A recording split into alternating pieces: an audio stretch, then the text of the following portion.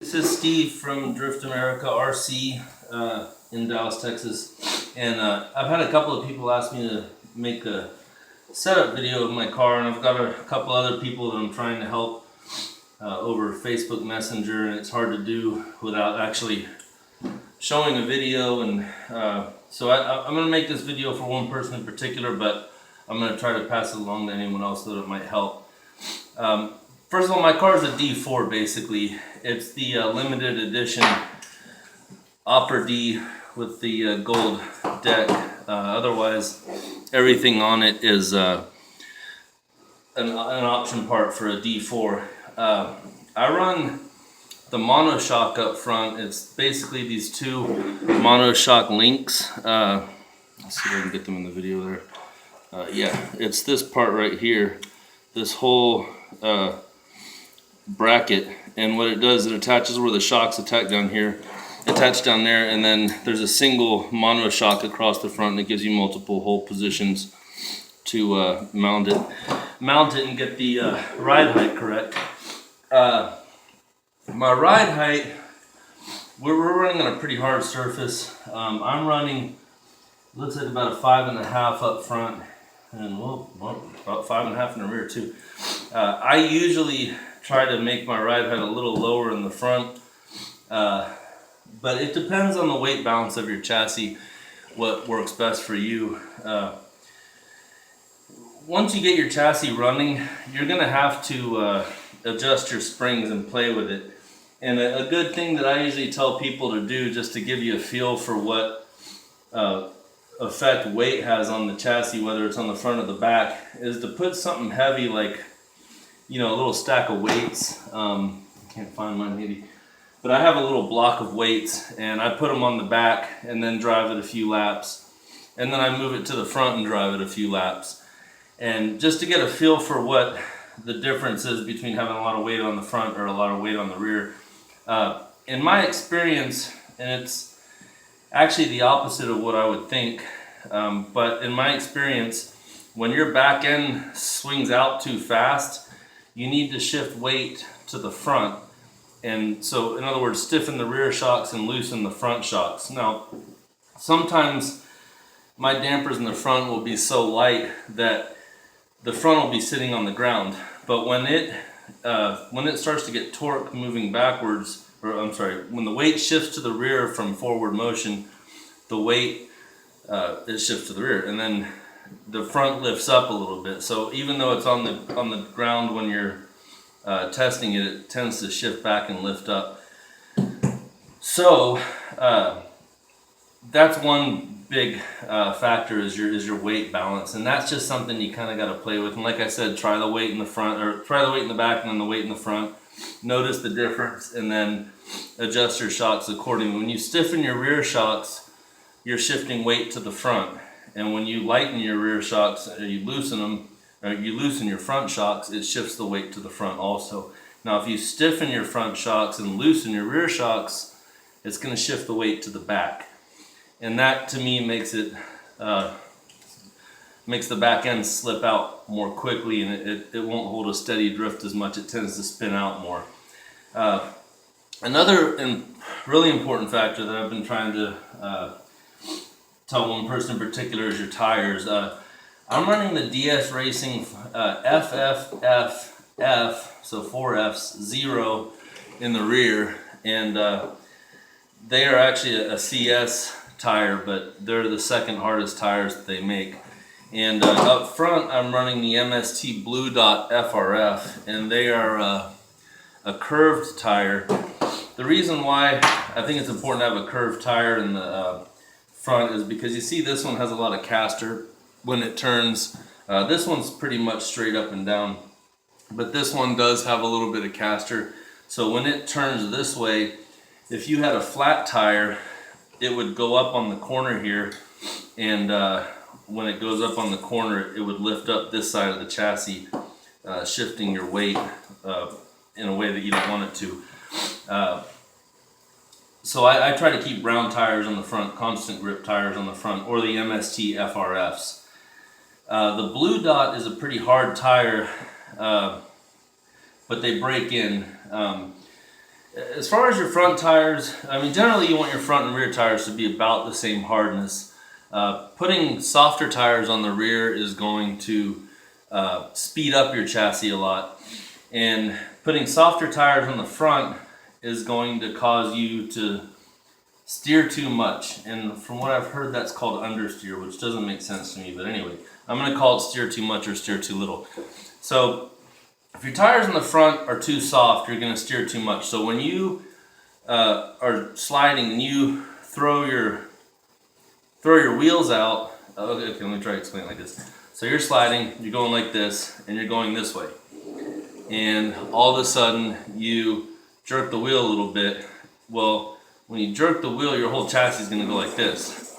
And it's going to, snap around real fast. But if you have a harder tire on the front, and this is a balance, you have to realize, if you have a harder tire on the front, then the momentum, inertia, the weight, the momentum of the chassis is going to overpower the direction that you're steering. So if you're steering this way and you have a harder tire and you jerk the wheel a little bit, your car is not going to just automatically switch that way. It's going to keep going the direction it's going as hard as the tires are. So the harder the tires, the more the inertia or the momentum of the chassis is going to oversteer, going to overpower the front steering, making your car a little more graceful. Now, still, if you turn it more and more, then it's going to respond, but it makes it less twitchy, in my opinion. So I like going with a harder tire on the front. The softer tire on the front is going to cause your car to respond to every little turn every little move that you make. And I feel like your car should move a little more gracefully than that. I'm going to talk about my remote settings too real quick while I'm on that subject. I have my steering speed. I don't know if you can see that on the camera. I have my steering speed here. Let's see. Turn to... here we go.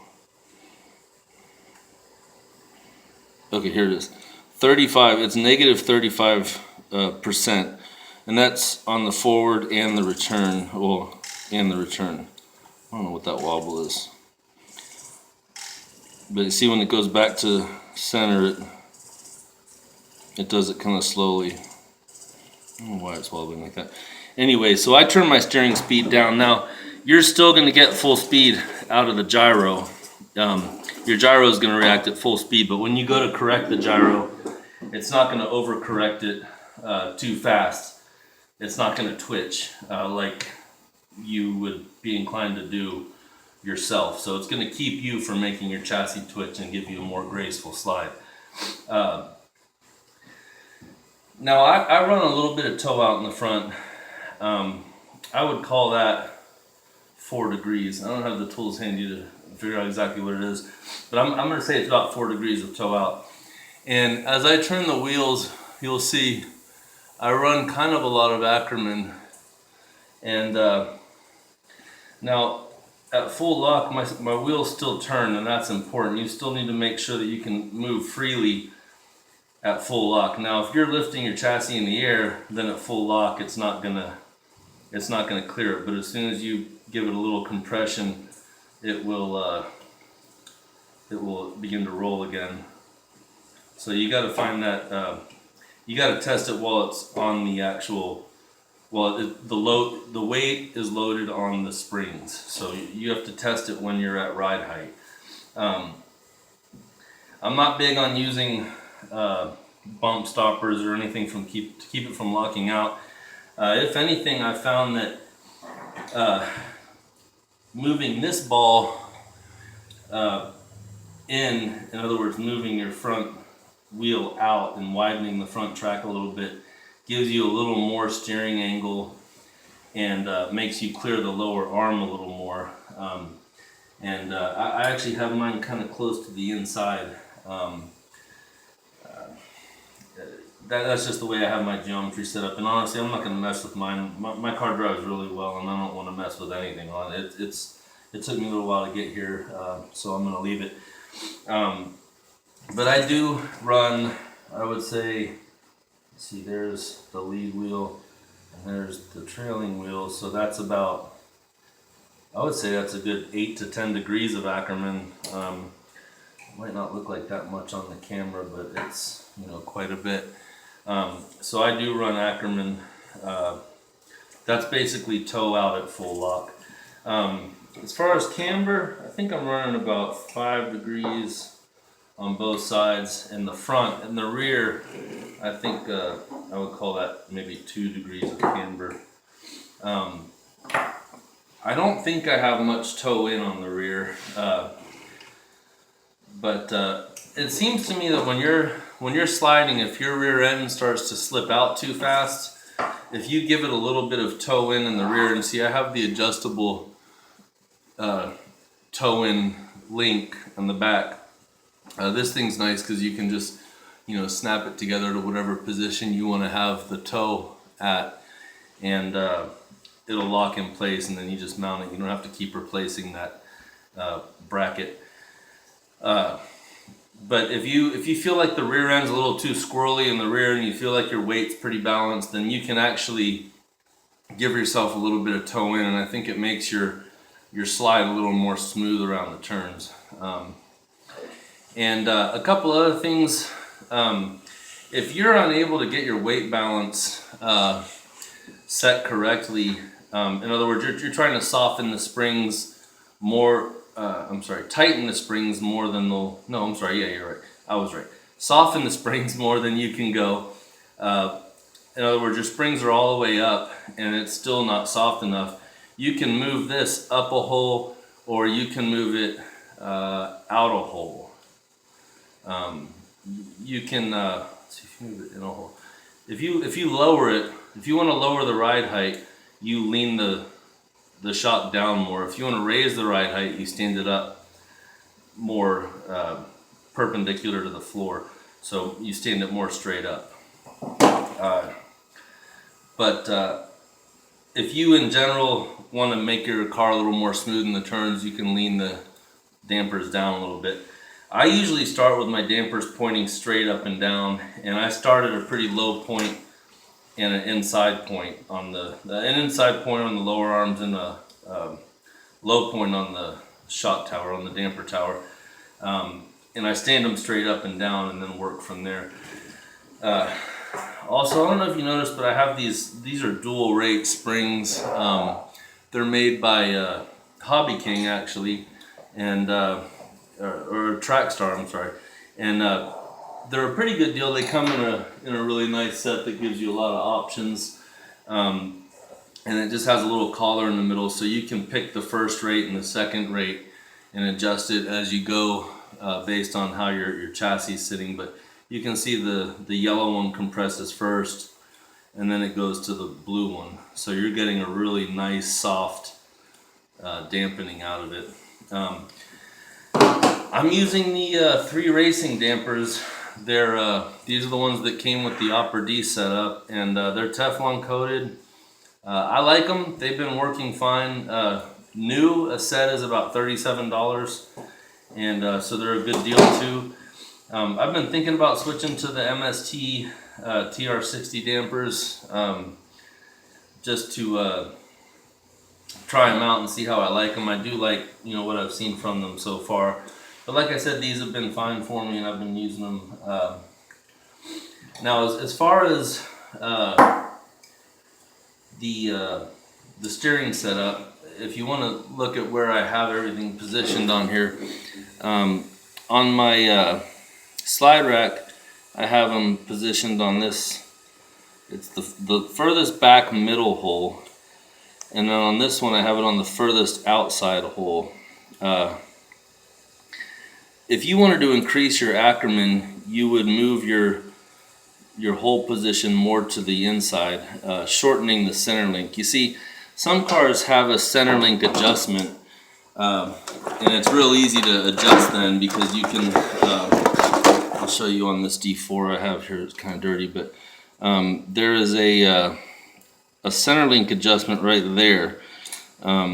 See, there's the center link. It goes from here to here, and you can see it moving back and forth holding that link.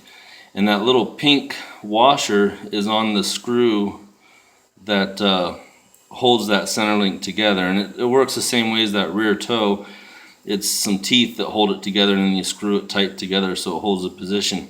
Now if you shorten that center link, it's going to give you more Ackerman, and if you lengthen it, you're going to get less Ackerman. But on the slide rack, on the curved slide rack, you don't have that option to shorten or lengthen the center link, but you can do the same thing by moving this ball end point more towards the center, or by, let's see, move this to the center, or by moving this towards the pivot point of the wheel. So I find that moving this to the outer point works better, because when you're turning the wheel, the tie rod doesn't get hung up on the knuckle there as much, and also it doesn't hit the wheel as much when you cut in. So having it, well, it does hit the wheel a little more, I guess, but the main thing that I've had trouble with is it hitting the inside knuckle there when it turns in. Also, I switched to the Overdose curved ball ends. I find that they don't wear out as quickly. Over time, you're going to need to switch out your ball ends because they will wear out. But these have been lasting me a pretty long while. Also, I ordered some Teflon coated ball ends from Free Racing, and I'm going to switch those out as soon as they come in. I feel like they're just going to give the steering a little more free motion. This video is already really long. I'm trying to think what else I can share with you guys as far as setup. Oh, my gyro. This is an Eagle gyro, but it's in a aluminum case. They now sell these in the aluminum case, or you can buy the aluminum case separately.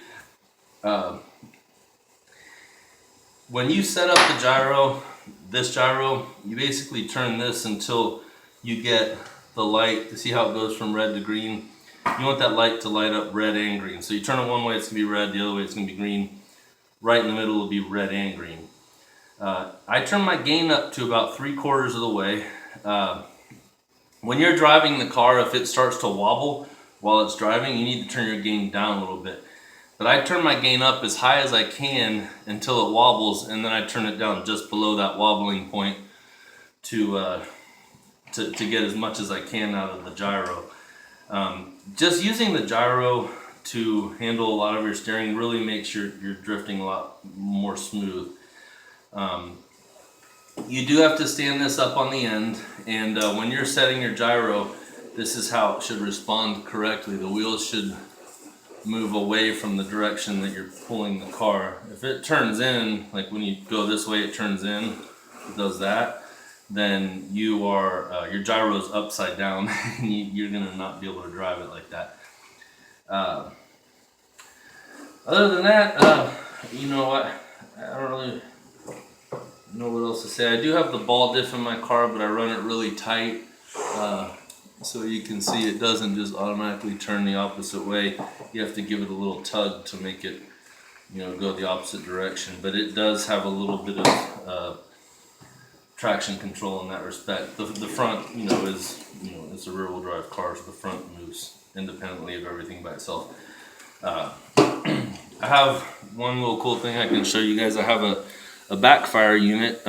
That's let me see the little mercury balls slipping around in there. It's a mercury switch. This item right there, it looks like a little Christmas light with a little ball of mercury in it. And what I did is I hooked up the positive wire to the C terminal on the battery, on the motor, and the A terminal on the motor has the negative wire hooked up to it, and then it runs through the mercury switch, and then this wire goes back to my tail lights, where you can see it at when the mercury switch is leaning forward, it does get full response to the motor. but when the mercury switch rocks back, it turns off. So what it does is it makes it where when you hit the brakes, the mercury switch leans forward and turns it on. But then when you hit the throttle, it turns on for just a split second before that mercury switch kicks back, and then it turns off the backfire, which means that it's only gonna fire for a second, but it's a little bit more of a random fire. Anyway, I hope this helps some people. I'm sorry if it's a little too long. I'm just trying to go through everything that I've done to my chassis. I also put a couple of little weights here. Probably wouldn't make a big difference if I took them off, but it seems like it helped it to drive a little bit, so I left them on when I put them on. I run these Tetsujin rims. They're set to low offset in the front and they're higher offset in the rear, just because they were flush to the body that I have for it. I'm using the Lamborghini Gallardo body. And I was just trying to make them flush, but as long as they clear the wheels, I mean the lower arms, then you can get your offset to where it's perfectly flush with the car, and so you get some nice stance and fitment out of it. So anyway, like I said, I hope this helps some of you guys, and thanks for watching. And if you guys have any other questions, you can direct them toward me. You know, my information's on the dark site. It's facebook.com/groups/Drift America, or we have a website, driftamericarc.com, that you can order stuff from, or you can contact me directly. My name's Stephen Platt on Facebook, and I usually am happy to help people with tuning and setup for their cars. So let me know if you guys have any questions, and thanks for watching. Bye-bye.